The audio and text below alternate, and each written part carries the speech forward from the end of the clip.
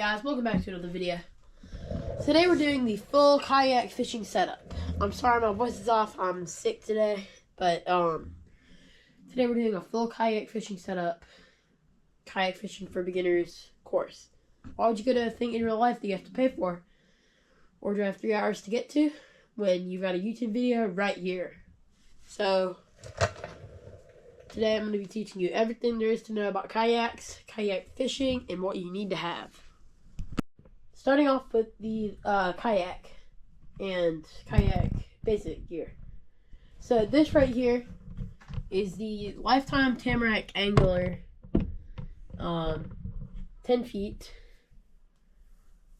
It usually has a seat right there. The seat's actually over there, but I don't have it on today. I'll get it in a minute though. So this has 2 hatches. One of them's covered up, but 1 hatch here and 1 hatch back there. And 4 handles, 2 on the front and back, and 2 on the side. And it also comes with 1 rotating rod holder and 2 flush mount rod holders. So these rod holders go about 8 inches deep. And then this one goes anywhere, and it can hold a fly rod, bait caster, or spinning rod. Excuse me. And then I actually have a kayak crate on this, so that's why you can't see the other hatch. But here we have a Vibe kayak paddle. I actually got this from Dick's Sporting Goods for $23. We have 3 of them for the other kayaks, but this was about $23 Dick's Sporting Goods, which is a really good deal for the quality of this kayak paddle. So I highly recommend that. But even with none of the upgrades or anything, this is an amazing kayak. Especially with all the features like the little loops you've got for tie downs and all of that. Alright, so here's everything I carry on my kayak on a day-to-day basis. So here's all of your main stuff.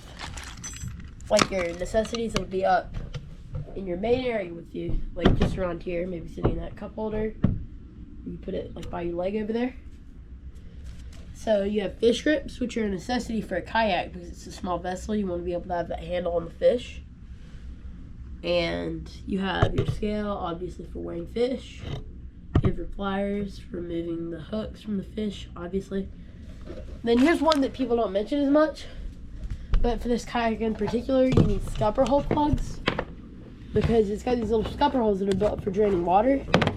But usually, sometimes depending on how much weight you got on the kayak with all this stuff, like depending on how much you're carrying, like if I'm carrying a couple batteries, then it could weigh me down a lot. If I'm carrying firewood or something, you're definitely going to want these scupper hole plugs so you don't get any water coming in.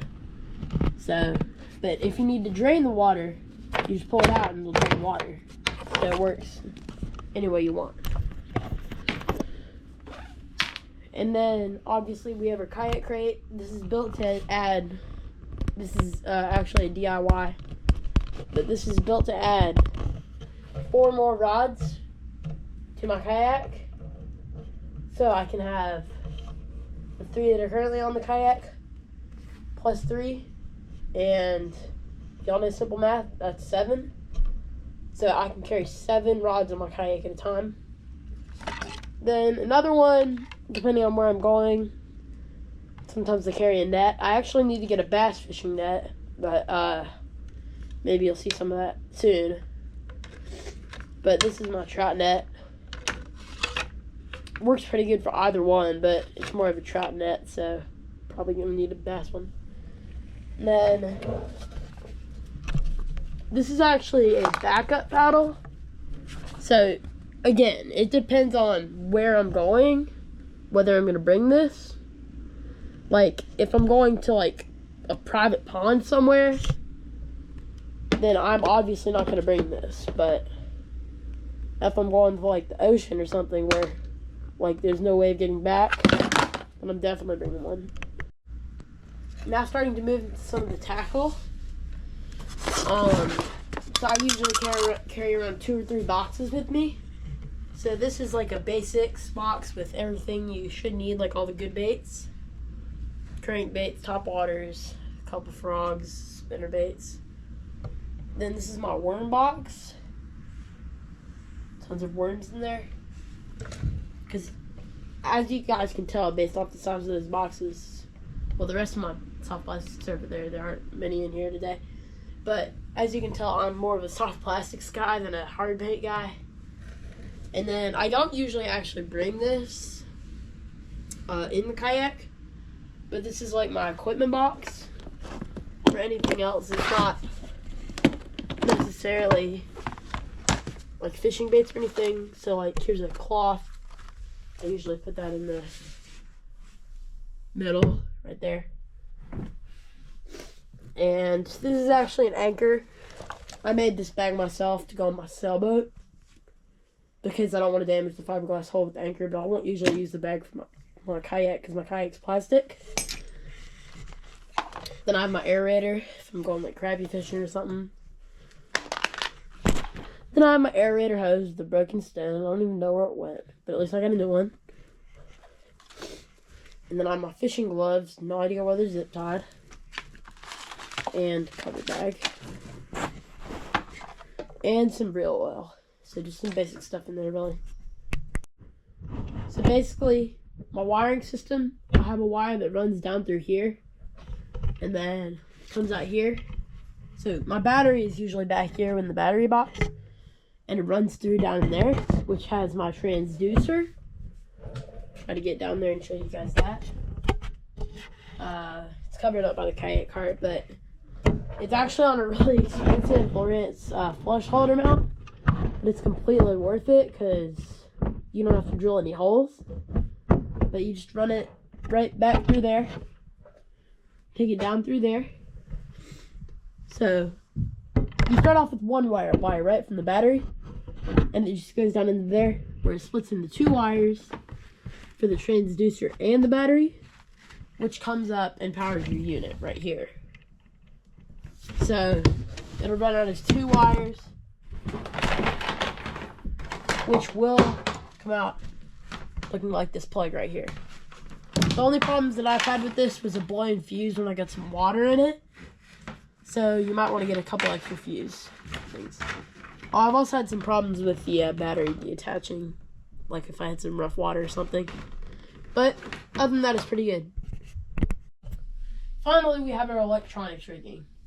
So I actually carry two 12-volt batteries to run my electronics, depending on how long I'm going to be out. One of them's a 7.5Ah. The other one's an 8. So I haven't even gone out for long enough to try these things out to see how long they'll actually last. So, I mean, I feel like they'll last forever. And then I have my battery box. It's not waterproof, but it's at least water resistant, so some water gets in the hole. But it should go up. The water shouldn't be going up to here, so we're good. And then, so, this is actually, when I'm running with the batteries, is a Lawrence Hook 2 4X with GPS. So this is a insanely good kayak fish finder.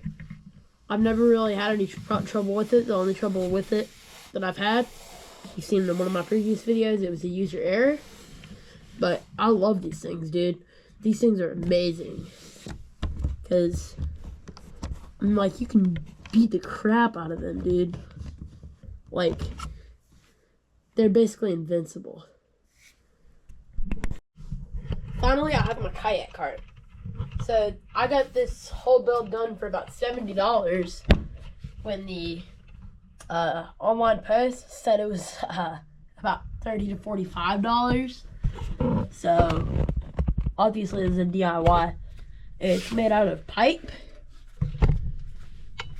and resting on foam noodles, but there's about 7 feet of PVC pipe, but I've actually shown this on previous videos, so if you guys want to see it without the kayak on it, you can just click on one of those videos. But I actually have a ton of pool noodles covering it up so it keeps the bottom from getting scratched on the PVC pipes. And I have 8-inch pneumatic Harbor Freight wheels. So, especially when you've got all these heavy batteries and all this heavy equipment, this Harbor Freight cart is definitely necessary. Or this Harbor Freight build, definitely necessary. It's also worth it when it's compared to Amazon carts because it's so much better. Thank you guys so much for watching. Have an amazing day. Make sure to like and subscribe. And hope y'all catch some fish this week. Also, question to leave down below, the answer in the comments. What's your PB largemouth bass? Tell me that, and I'll see y'all next week.